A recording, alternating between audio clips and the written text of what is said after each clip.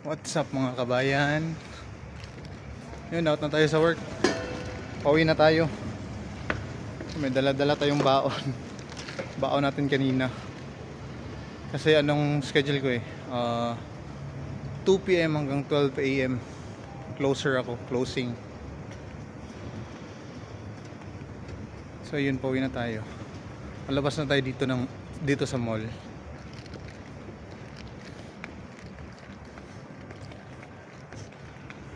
Yung mall na pinagtatrabahuan ko.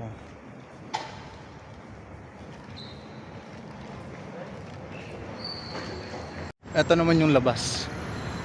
Yan. Downtown ata ito ng Dera. Hindi ko lang sure Yun, tingnan mo. Alas 12 na sa kanila pero ang dami pa ring tao. Dami pa ring tao naglalakad.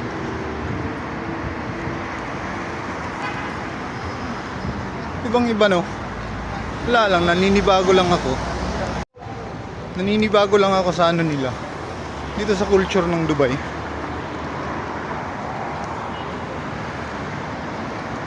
Ito, patawid na tayo ng pedestrian. Ingat-ingat kasi 400 dirhams jaywalking.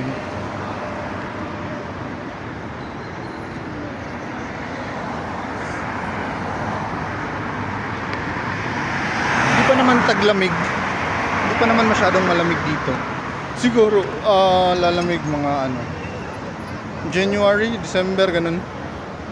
Pero ngayon di pa masyado malamig. Antay-antay lang muna sa traffic light.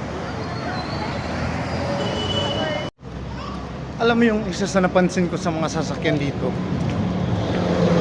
Once nag-yellow na yung traffic light, kahit malapit na sila, humihinto talaga sila.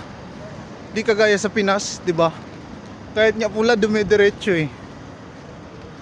Siguro takot din yung mga driver dito sa multa. Laki siguro ng multa na pag may penalty ka dito. Kasi tumitigil talaga sila kahit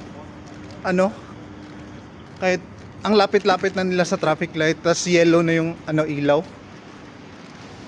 Tumitigil talaga sila. Tsaka yung mga dito, yung mga pedestrian lane, pinapauna talaga nila yung mga tao. Sa Pinas, ay nako, kala mo may-ari ng daan eh. Di ba guys? Yun, same routine. Dito naman tayo dadaan sa madilim. Pero safe naman dito guys. Wala namang dito, safe naman.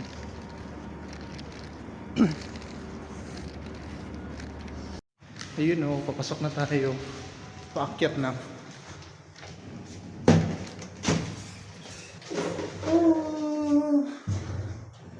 Parang wala akong duty bukas kasi medical ko bukas.